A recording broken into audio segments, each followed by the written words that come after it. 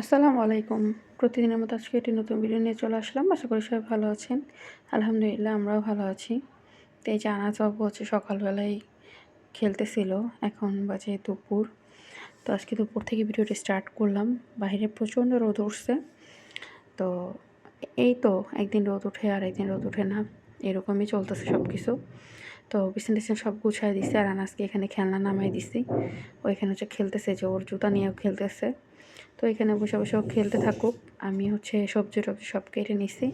তো এখানে আমি সিম, আলু, টমেটো, ফুলকপি দিয়ে একটা সবজি ভাজি করব। আর এখানে শুটকিও নামায় রাখছি, বেগুন দিয়ে শুটকি চচ্চড়ি করব। তো এখানে আমি পেঁয়াজ আর শুটকিটা ভালো করে ভাজতেছিলাম, সাথে কাঁচামরিচও। তা আনাজ বাবুর জন্য আসলে রান্না করা যায় না। তো ওই যে এখানে গাড়ি খেলতেছে, মানে আমি রান্না করতেছি তাই ওইখানে সে গাড়ি খেলতেছে। এই যে তো তেল ছিঁড়া যায় না, কি হয় ও আসলে কিছুই মানবে না। যে এখানে ও চুলার উপর বারবার গাড়ি উঠাইতেছিল। তো ওরা বারবার বলতেছিল তুমি এখান থেকে সরো, কিন্তু সরবে না। তারপর বারবার বিরক্ত করতেছিল। তো এখানে আমি ভালো করে এটা ভাজা শেষে আমি একটু হলুদ, লবণ আর একটু রসুন বাটা দিব, আর সাথে একটু জিরা গুঁড়া দিব।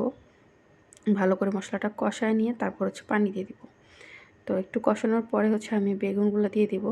তো বেগুনগুলো দিয়ে ভালো করে নাড়াচাড়া দেওয়ার পরে আমি একটু হালকা পানি দিব, বেশি পানি দিব না। বেশি পানি দিলে আবার বেগুন গলে যেতে পারে, একটা সমস্যা থাকে। তো এই চচ্চড়িটা আমি আনাসের জন্য করতেই পারতেছিলাম না। ও বারবার বিরক্ত করতেছিল। মানে বারবার রান্নার মাঝখানে এসে এসে চুলার মধ্যে কারেন্ট বন্ধ করে দিতেছিল, মান্দি ফ্ল্যাগ ফালাই দিতেছে একবার। তো এইগুলাই করে। পরে রুমে নিয়ে কিছুক্ষণ করলাম, সময় দিলাম। তারপর এই যে বেগুন চচ্চড়িটা একটু লেগে লেগে যেতেছিল। তো আমি ওই খুন্তিটা ধরি নাই।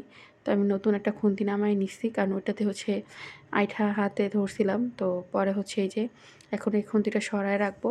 তারপর কিন্তু সামান্য একটু পানি দিব। তারপরও না, মানে দেখি কি যে ভালো করে প্রপার সিদ্ধটা হয় নাই।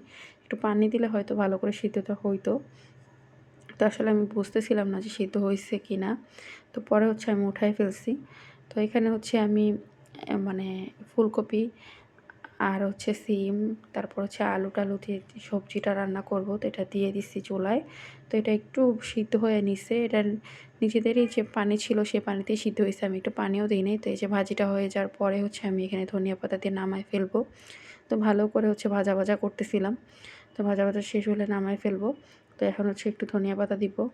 তারপর ছাদের থেকে যা কাপড় চোপড় নিয়ে আসছি, যেগুলা নিয়ে আসছি। পরে গোছায় টোছায় লাঞ্চ করব। আর নাস্তা নাস্তার মতো খেলতেছে, ওরা গোসল টোসল করাই দিচ্ছি। ও মানে আমি রান্না করতে গেলে রান্নাঘরে যায় বসে থাকে, খুব বিরক্ত করে ইদানিং। তো একা একা তো কী করবো, আর কিছু করার নাই। তো এখানে আমি শুটকিতে বেগুন দিয়ে রান্না করে সেটা নিচ্ছি, আর সবজিটা নিচ্ছি, আর সাথে বোম্বাই মরিচও নিচ্ছি। কালকে আমার জন্য সে অনেকগুলা বোম্বাই মরিচ নিয়ে আসছে, কিন্তু এত ঝাল, ভাই মারাত্মক ঝাল।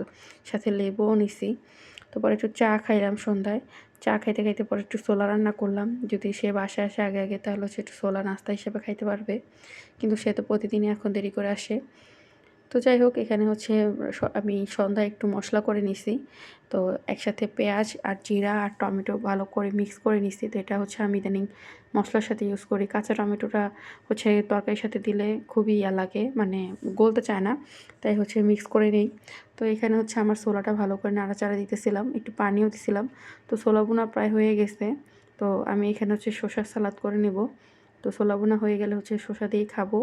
এখানে শসা, কাঁচামরিচ, পেঁয়াজ দিয়ে একটা সালাদ করে নিচ্ছি আমি। তারপর একটু লেবু চিপা দিচ্ছি। তো এই যে আমার সালাদটা, আর গরম গরম ছোলা খাইতে ভালোই লাগতেছিল শীতের দিন। তো আগের দিন একটু মেলায় গেছিলাম, দেখি যে ওইখানে ছোলা বিক্রি করতেছিল। পরে ওইখান থেকে আর খাওয়া হয় নাই। পরে বাসায় এসে যে আজকে রান্না করলাম। তো রাতে একটু পায়েসও রান্না করছি। তো ইমুর জন্য ইদানিং একটু পায়েস টায়েস রান্না করে, আমি তো পিঠা বানাইতে পারি না। তো কী হয় যে পায়েস রান্না করলে সে পায়েসটাই খেতে পছন্দ করে। তো প্রথমে দুধ দিয়ে চাল দিয়ে পায়েসটা ভালো করে নাড়াচাড়া করতেছিলাম। তারপরে যে পায়েসে একটু গুঁড়ো দিচ্ছি। তো এখন আজকে অল্প করে রান্না করছি, কারণ আগের দিন অনেক রান্না করছিলাম, কিন্তু মানে সে খাইতে পারে নাই, নষ্ট হয়েছিল। তো আজকে একটু অল্প করেই করছি, আজকেরটা একদমই খাওয়া হয়ে যাবে। তো আজকের মতো ভিডিওটা এ পর্যন্তই। সবাই ভালো থাকবেন, সুস্থ থাকবেন। আল্লাহ হাফেজ।